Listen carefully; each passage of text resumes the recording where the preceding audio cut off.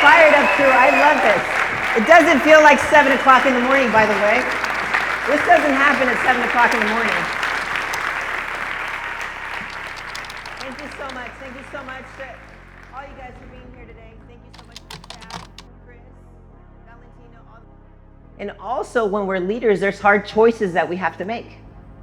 With overperformers that are maybe toxic, underperformers that maybe need to be pushed a little better. We have friendships that we make, and your loyalty goes through your core values more than the people because they signed up for your core values. I wrote down some questions as leaders, what you need. Now, these questions are not how you would want to be. These are questions of how you are when things get tough. When you get that call of maybe a client that maybe backs out when you think it's gonna, like you've got a big deal waiting and all of a sudden they back out. Or you lose your best employee. Or you have something bad happen at home. You can't hide it. Or somebody shows up with bad news. How is it that you act? How you show up when it's heavy? That's how you really are. Sometimes I say, hey, you don't know how somebody really is until you piss them off. How do you show up when you're pissed, honestly? So do you have what it takes to lead effectively? So I took it another notch. What is it and how can I lead effectively when it happens? Because as a leader, you have a big responsibility. You have a lot of eyeballs on you. So number one, when pressure hits, what version of you shows up first? The leader or the bottleneck? Now, what does that mean? Well, leaders, they lean forward when pressure hits. Bottlenecks, they retreat. It's different, Leaders create clarity. They explain things. They don't hide things when things go wrong. When bad news happens, leaders, I believe in transparency. If you say something and give your team the news instead of them hearing it from somebody else, what happens? Broken telephone, stress. All of these things happen. It needs to come from you. You need to be direct and honest, and because you're going to make them think in a way that's positive. And that's why you have to do that. So what happens? Do you become that bottleneck? Do you retract when something wrong comes your way? Or do you lean into that pressure? A real leader leans into that pressure. Number two, who pays the price when you're unclear, unavailable, or emotionally off? We all have bad days.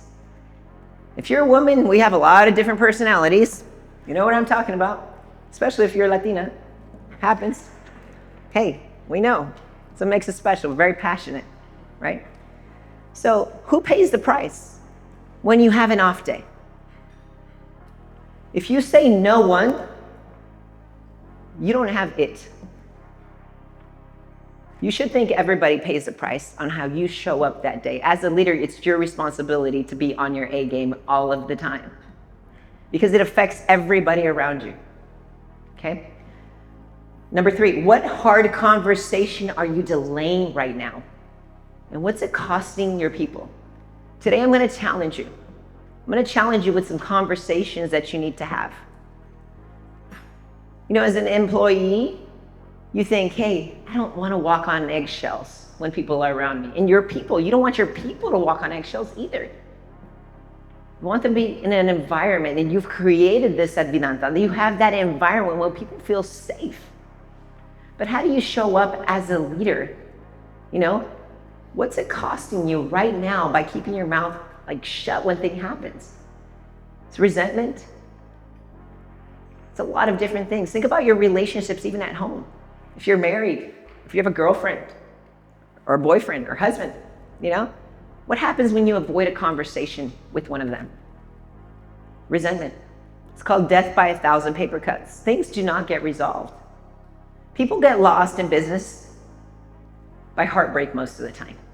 A misunderstanding, a misconversation, you just go and you ignore it, or you're like, I'll take care of it later, have more important things to deal with. And these people have false ideas in their head about who you are and how you lead it and how you care just because you avoided a conversation. It's a very sad thing, but that's it. Most people get upset because of heartbreak, because they're misunderstood. It happens all the time. So you have to be a truth teller, and you have to face these uncomfortable conversations because they'll understand if you do it. And also you have to earn the right to be direct with your team. You have to have that heart that goes along with it. Because if you're direct and you don't have the heart, you're just an asshole or you're just a bitch. It's just the truth. You have to care, okay? So it's very important for you to do that. Okay, so if something breaks on your team, do you instinctively fix it or face it? Fixing? I'm gonna tell you, fixing is ego. But sometimes we feel valuable by fixing everything. You're going to have to face it. And facing might be including your team in the fix, and that's how you help them grow. The whole goal is to create more leaders within your organization and people that care about the business just like you do.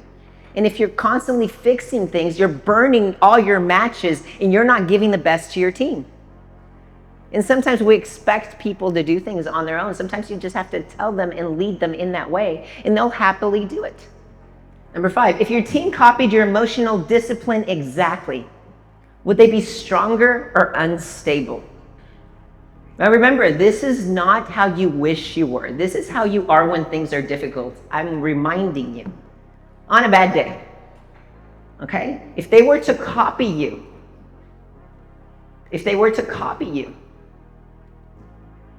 would you want them to be like you? Like, honestly, are you emotionally unstable? When somebody tells you something, how reactive are you at the moment? Can you control yourself in that way? Okay?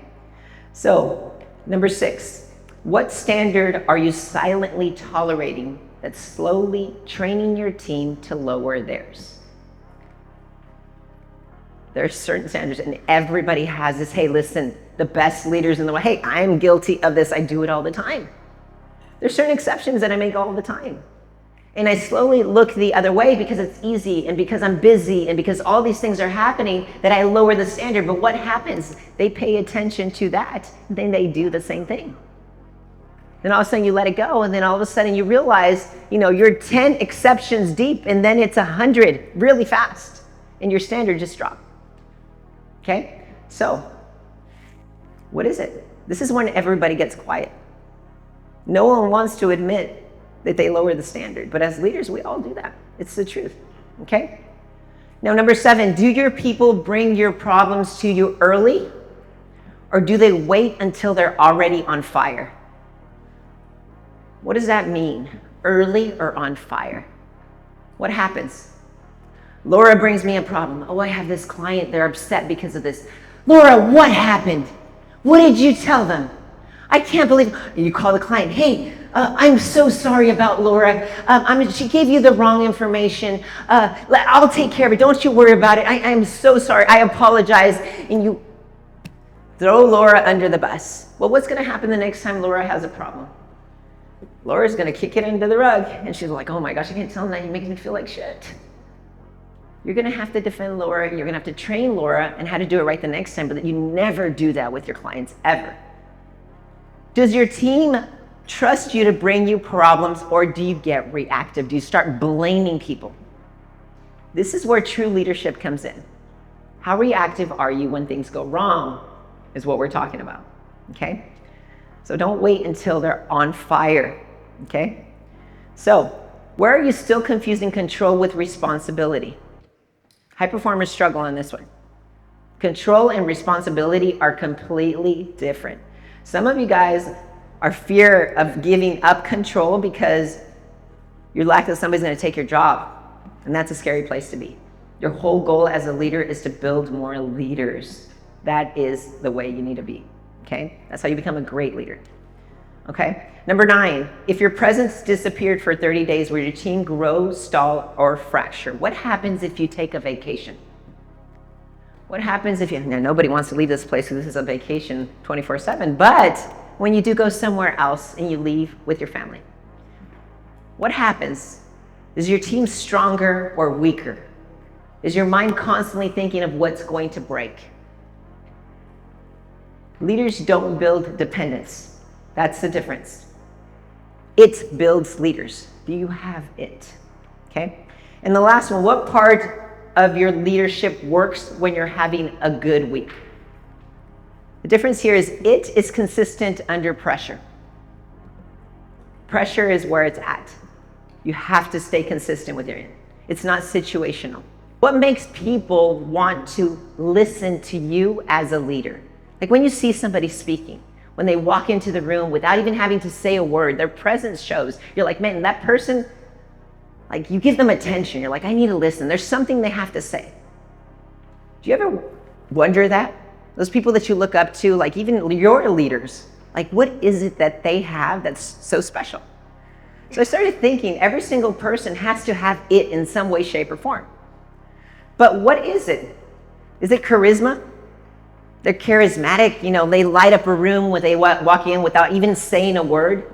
People listen, they don't know why. Confidence. Maybe you start checking the little boxes. If you have the charisma, check a box. If you have confidence, check a box. They speak with certainty. They don't second guess themselves when they talk. You're like, man, like they know their stuff, like they know, right? What about strong presence? When you walk into a room and your energy just shifts, that's strong presence. Do you feel like you do that when you walk into the office and you walk in and you see your team, like your energy shifts in the room? Then you have it. That's it. Articulation, communication skills. How good are you at communicating? They know how to say things clearly. They're persuasive. They're good at painting pictures and telling stories, planting the vision. And you can see it, you can smell it, you can taste it, you can feel like you're part of it. That's it. Boldness. They're not afraid to speak their mind. They tell you. They take risks, they speak up. They don't try to sugarcoat things, they're bold. You respect them for it. That's it. They give you leadership vibes. What is that? Other people naturally follow. You don't have to say much, they just naturally follow them. They have leadership vibes. It's good. What about attractiveness? How they take care of themselves. They walk in, they probably smell good. Their hair is probably fixed. They have a good smile. Attractiveness. They're well put together. They stand out in front of the crowd. Do you have that? Leaders have that. Success signals. You can smell they're successful. They've made maybe some money in life, or that they have something that's even more valuable than money. They look successful. They look content. They look happy. They're chasing. They're not full, but that they have success because they have that mindset. Okay? How about social ease? Social ease. They can walk in. They can make a conversation. People can naturally talk to them. They don't have to try really hard. They're just comfortable in their words. Do you have that part? And magnetism. Those are the things I pulled out from people that have it. They're magnetic. People are drawn to them. People want to listen to them and be associated with them. Those are all signals of it. So think about it. What is it that you have that you need to develop a little more in?